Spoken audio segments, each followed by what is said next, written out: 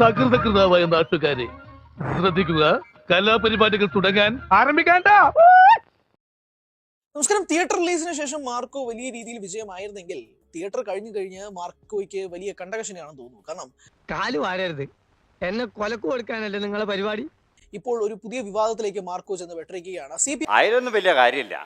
CBFC central board of film certification പറയുന്നത് Marco സിനിമയ്ക്ക് ടെലിവിഷനിൽ സ്ക്രീൻ ചെയ്യാനുള്ള ഒരു അനുമതി കൊടുക്കരുത് എന്നുള്ളതാണ്. കാരണം അങ്ങനെയാണല്ലേ എന്നെ ഇവിടുന്ന് മാറ്റാൻ പോവുക. അയ്യോ സാർ, ഒരു തവണ കൂടി എന്നോട് ക്ഷമിക്കണം സാർ. അടിക്കുന്നു, പ്രശ്നങ്ങൾ ഉണ്ടാക്കുന്നു, വലിയ രീതിയിൽ വയലന്റ് മോഡിലേക്ക് കാര്യങ്ങൾ മാറുന്നു. ഇതെല്ലാം സിനിമയുടെ സ്വാധീനവും കൂടി കൊണ്ടാണ് എന്നൊരു വലിയ പ്രശ്നങ്ങൾ ഇപ്പോൾ നിലനിൽക്കുന്ന ഒരു സാഹചര്യം. ഒരു കിണ്ടല് ഇല്ല തോക്ക് എടുത്തിട്ട് ലക്ഷ്യം കണ്ട് എടുത്തിട്ട് ആയിരാള് വെടിവെക്കുന്നു, 1000 ആള് തിരിച്ചും കൊണ്ട് വെച്ചാൽ ഇവനൊട്ട് ചാവുകയും ചെയ്യില്ല. 1000 ആള് ചത്തു വീഴുന്നു.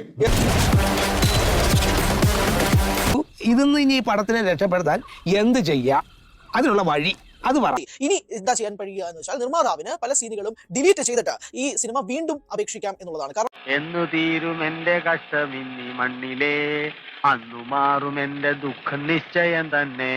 കട്ട് ചെയ്യേണ്ടി വരും. ആ രംഗങ്ങൾ കട്ട് ചെയ്തിട്ട് ഒന്നുകൂടി അപേക്ഷിക്കണം. അങ്ങനെയാണെങ്കിൽ മാർക്കോയിൽ ഇനി ഏതെങ്കിലും രംഗം ബാക്കി ഉണ്ടാകുമോ എന്നുള്ളൊരു ചോദ്യവും സൈബർ സമൂഹം ചോദിക്കും. അങ്ങനെ പടക്ക കടകുതാഹവ എന്തൊക്കെ മേളായിരുന്നു.